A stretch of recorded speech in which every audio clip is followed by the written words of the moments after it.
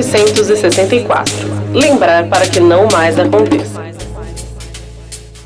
Começa agora em FM 87,5 em radiocantareira.org e nas plataformas digitais a série 1964. Lembrar para que não mais aconteça. Sou Elisângela Silva e este é o 9º episódio de um projeto que tem como objetivo dialogar sobre o que de fato aconteceu no Brasil em 1964, ano em que se instalou em nosso país uma ditadura que durou mais de 2 décadas. Em cada programa refletiremos sobre os impactos que o golpe militar de 1964 causou na democracia e na vida dos brasileiros e brasileiras, buscando fortalecer nossa democracia por meio do conhecimento.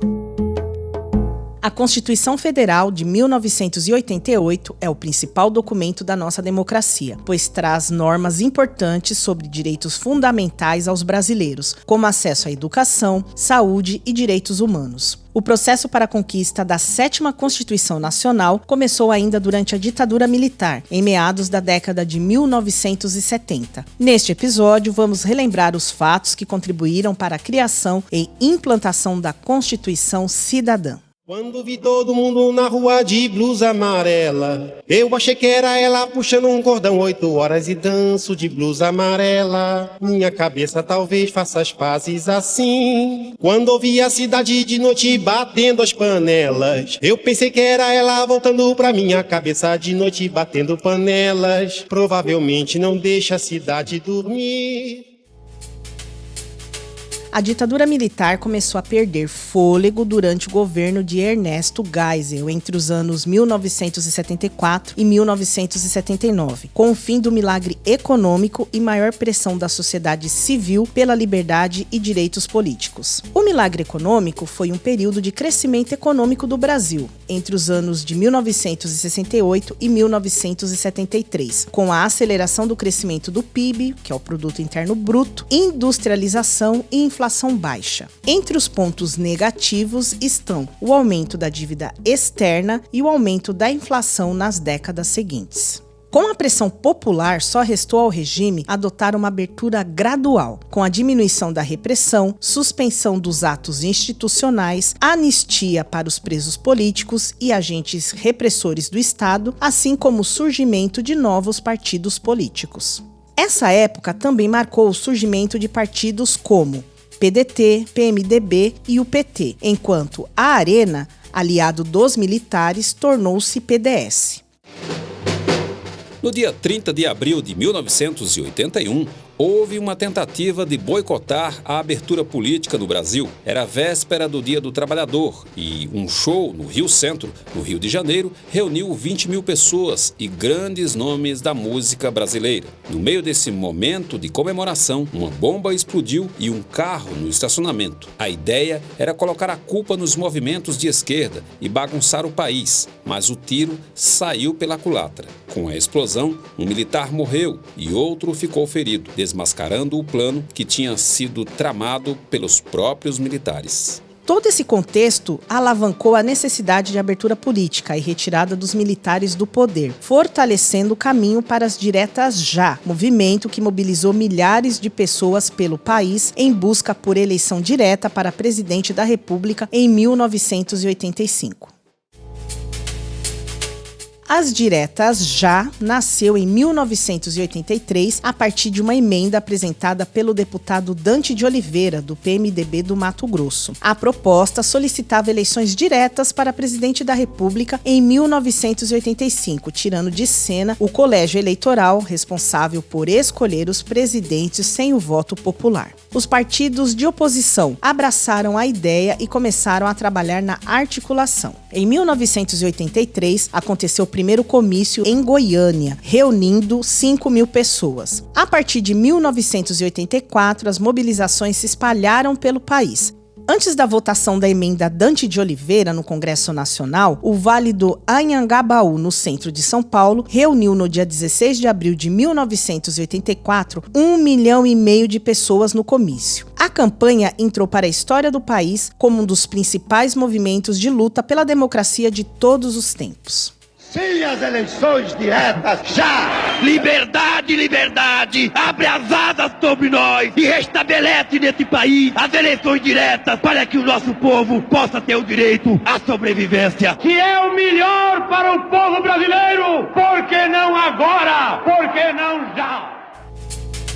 Se por um lado a população se mobilizou pelas diretas, a mídia ignorou de início. Mas à medida que o movimento se espalhou, a grande imprensa começou a dar destaque. Toda essa mobilização não foi suficiente para fazer a emenda ser aprovada no Congresso no dia 25 de abril de 1984. Após muitos discursos e disputas regimentais, a votação aconteceu e o resultado não foi o esperado.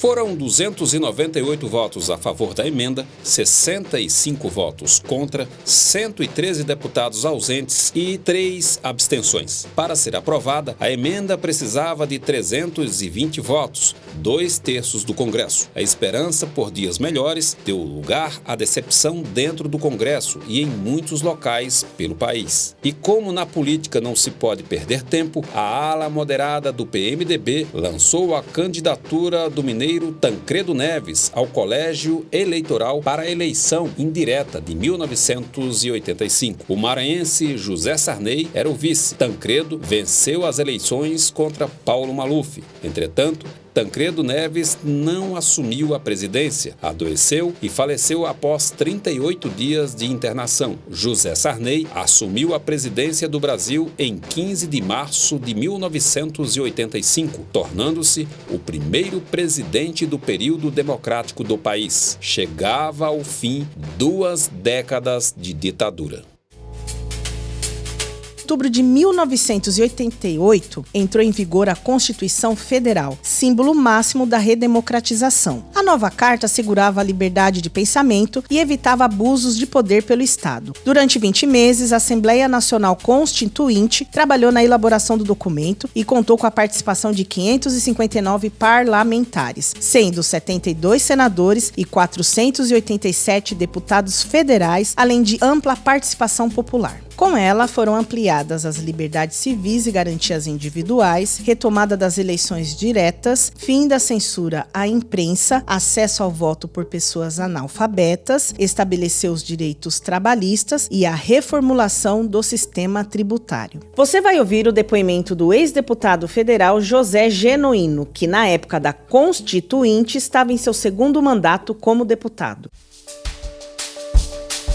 A própria instalação da Constituinte se deu num grande ascenso do movimento popular, do movimento social. E esse grande ascenso esteve presente nos trabalhos da Assembleia Nacional Constituinte. Só para você ter uma ideia, foram recolhidos 12 milhões de assinaturas populares para 30 mil emendas populares.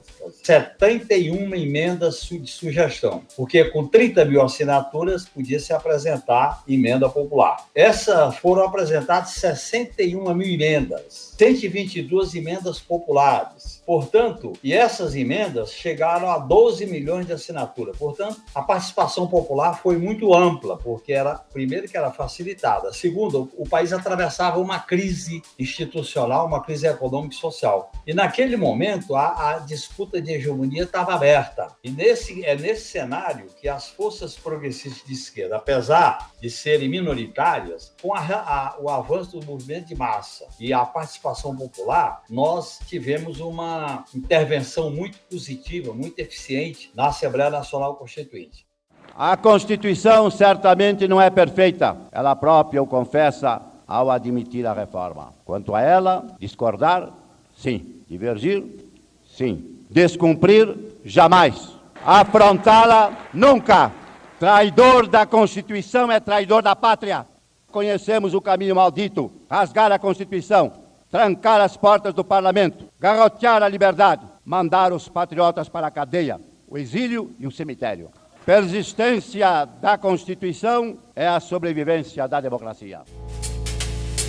A Constituição Federal possui 250 artigos e mudanças pontuais no texto estão previstas e podem ser feitas a partir de emendas constitucionais. O que não pode mudar são o sistema federativo do Estado, o voto direto, secreto, universal e periódico, a separação dos poderes e os direitos e as garantias individuais. Com 36 anos de existência, a Constituição Federal sofre com ataques e interpretações incorretas. Um exemplo aconteceu com o artigo 142, que seria usado para justificar a tentativa de golpe de Estado em 2022 e garantir a permanência do ex-presidente Jair Bolsonaro no poder, após perder as eleições. E assim encerramos o 9º episódio do projeto 1964. Lembrar para que não mais aconteça, que você ouviu aqui na Rádio Comunitária Cantareira, em FM 87,5, em radiocantareira.org e nas plataformas digitais. Obrigada pela sua companhia. No próximo episódio vamos falar sobre os heróis da resistência nas ruas da Vila Brasilândia. Até lá. Sou Elisângela Silva e esse programa foi realizado com o apoio da 8ª edição do Programa Municipal de Fomento ao Serviço de Radiodifusão Comunitária para a cidade de São Paulo.